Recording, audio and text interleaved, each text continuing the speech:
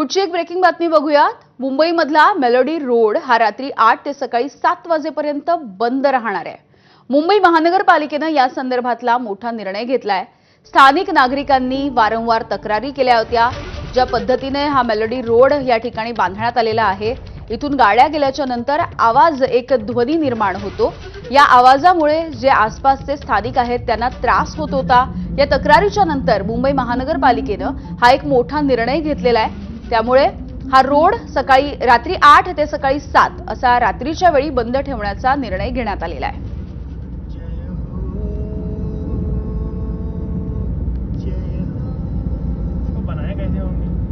या मेलोडी रोडवरून गाड्या गेल्याच्या नंतर जय होची धून वाजत असते।